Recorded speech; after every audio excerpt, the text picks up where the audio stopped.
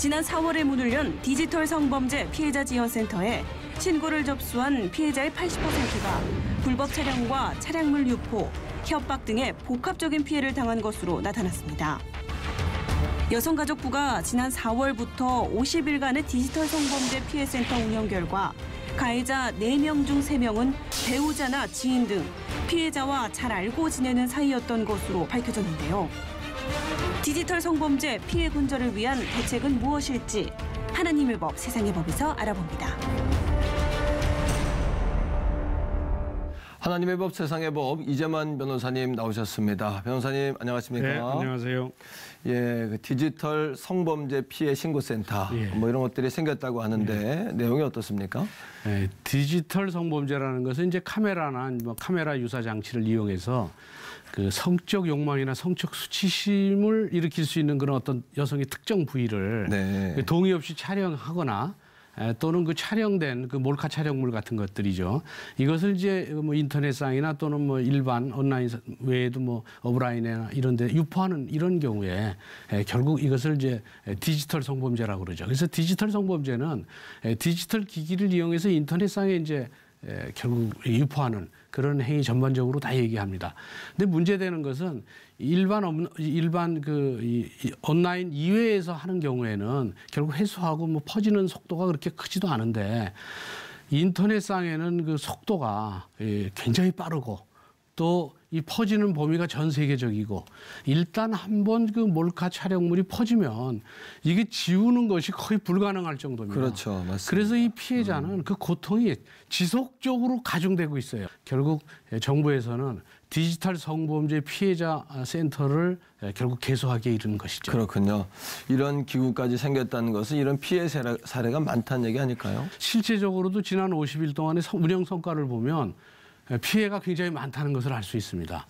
결국 그동안 한 3천여 건 정도를 지원했습니다. 물론 이제 그 여러 가지 몰카에 대한 그 인터넷상에 올라간 것을 이제 삭제하기도 했고요.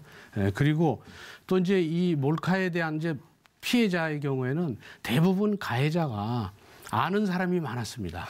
특히 전 연인이 이제 헤어지고 나면은 결국은 이 리벤지 포르노라고 그래서 이것을 유포하고 또 뭐 협박하기도 하고 그래서 일단 몰카 촬영물로 인해서 유포에 대한 피해뿐만 아니라 이걸 가지고 협박하기도 하고 공갈에서 돈을 갈취하기도 하고 또 지속적으로 괴롭히기도 하고 그래서 몰카 촬영물 하나 때문에 중복적으로 아주 계속 피해를 보고 있습니다. 그래서 디지털 성범죄 피해자 지원센터라는 것이 이제 개소되게 이른 것이죠. 그렇군요. 그럼 센터에서 하는 주된 일은 그 불법적인 영상들을 그 삭제해주는 그런 일들을 하는 겁니까? 아, 그렇죠. 당연히 이제 불법적으로 인터넷상에 올라온 것을 삭제해주고 그런 일들을 이제 주로 하고 있습니다. 우선 이제 개인이 그런 몰카 촬영물이 인터넷상에 유포됐을 때 이걸 삭제하려면 전문업체에 맡겨야 되고 전문업체에 맡기면 한 달에 몇백만 원씩 들 수도 있어요. 아, 그렇군요. 근데 청소년들의 경우에는 이걸 감당하지 못하니까 그렇죠, 맞습니다. 혼자서 이제 홀로 그 고통을 이 심적 부담을 홀로 감당하기 어려운 고통인데 이걸 이제 그 고통 속에 빠져 있으니까 결국 이런 센터에서는 그 삭제를 지원해주고 비용도 다 지원해주고 또 실제로 삭제까지도 이제 해줍니다. 그리고 또 하나는 삭제를 한 후에 삭제 비용이 이제 그 지원센터도 들죠. 근데 이제 앞으로 9월부터는 그 삭제 비용을 가해자한테 구상합니다. 그러니까 그거 올렸던 사람은 삭제 비용이 뭐 100만 원이 들든 1000만 원이 들으면 올렸던 사람이 그 돈을 국가에서 삭제해주고 대신 낸 비용은 그 가해자한테 받게 돼 있습니다. 근데 이제 삭제 지원센터는 이 삭제만 지원하는 게 아니에요. 형사 고소를 하면 그 결국 수사할 때 고소인 조사받을 때 입회까지도 해주고 동행해 줍니다. 그리고 뭐 고소장이라든지 뭐 의견서 이런 것도 다 써주는 이런 수사 지원도 하고 그렇군요. 재판이 되면 소송 지원도 하고 또 이제 피해자의 정신적 충격에 대한 뭐 상담 이런 걸 받게 되면 의료 지원도 다 연계해 줍니다. 더더군다나 이런 이제 지원을 한 사후에 또 재발된 재범 가능성에 의해서 또 여러 가지 피해를 볼까 봐 피해자가 추후에 또다시 피해를 보지 않는지를 사후에 모니터링까지 해서 아주 체계적이고 또 아주 종합적으로 지금 맞춤형 지원 체제를 갖추고 있습니다. 그렇군요. 이미 인터넷상에 뿌려진 영상물을 지우는 것이 이게 대책이 되겠냐 이런 회의적인 이야기도 있습니다.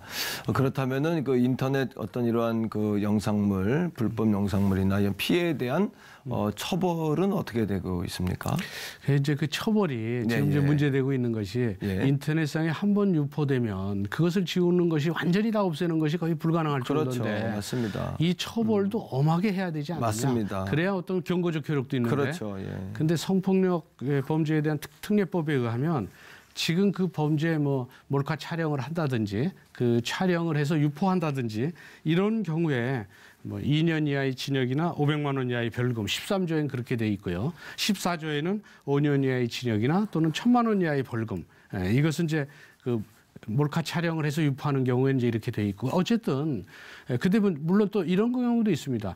영리를 목적으로 유통했을 때는 조금 더 중하게 처벌해서 결국 7년 이하의 징역이나 또는 3,000만 원 이하의 벌금으로 돼 있는데 문제는 이런 이 모든 범죄가 다 벌금형 규정이 있다는 겁니다. 네. 그래서 지금 정부에서는 이런 몰카 촬영이나 유포자에 대해서 벌금형으로 처벌해서는 안 된다. 그렇죠. 그러니까 아예 법원에서 벌금형으로 처벌하지 못하도록 벌금형 규정을 아예 폐지하고 모든 죄들을 징역형으로만 처벌할 수 있도록 법을 개정하는데 적극적으로 나서겠다. 이렇게 이제 정부에서 밝혔습니다. 네. 그래서 앞으로는 이제 지금 이 점에 대해서는 국민적 공감대가 상당히 형성돼 있고 또 이번 미투 운동으로 인해서도 특히 이런 범죄는 처벌을 중하게 해야 된다는 공감대가 많이 형성돼 있죠. 네. 그래서 아마 벌금형 규정이 입법부에서 폐지되고 징역형만 남는 그런 조문으로 결국 통과될 가능성이 굉장히 높아졌습니다. 그렇군요.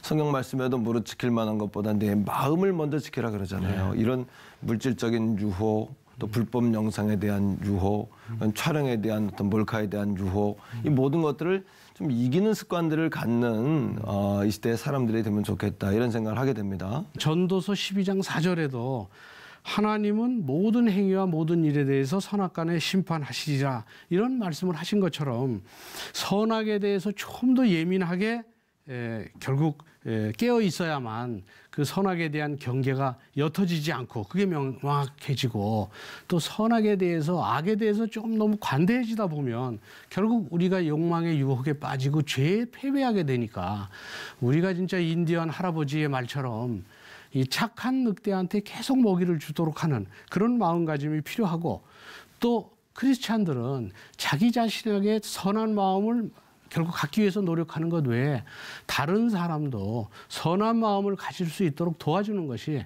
크리스찬들의 자세라고 하겠죠. 그렇군요. 만일에 이러한 어떤 인터넷상에서 디지털 성범죄 피해를 당했을 경우에 어떻게 이 부분을 신고하거나 하면 좋겠습니까?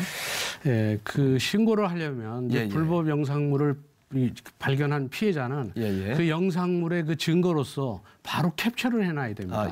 그리고 그 사이트의 URL 주소도 캡처하고 이 두 가지 증거를 가지고 결국 이제 디지털 센터에 이제 신고를 하면 거기서 삭제 지원도 해주고 소송 지원, 수사 지원, 의료 지원 또 사후 모니터링까지 다 해줍니다.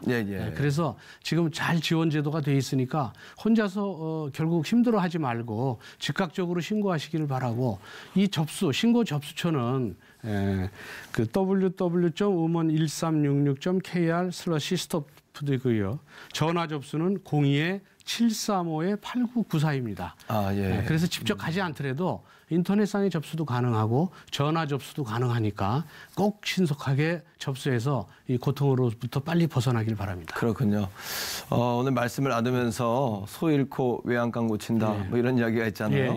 어쩌면 이 어떤 대책도 그런 모습이 아닌가라고 생각이 되기도 합니다만 그럼에도 불구하고 다음 소를 위해서 외양간을 고쳐놔야 되지 않겠습니까? 그런 생각이 들고 또 죄와는 피 흘려 싸우기까지 이겨라 말씀하신 그 약속의 말씀처럼 우리의 마음이 죄에 지지 않도록 날마다 이기는 습관, 이기는 삶을 살면 좋겠다 이런 생각을 다시 한번 해봅니다.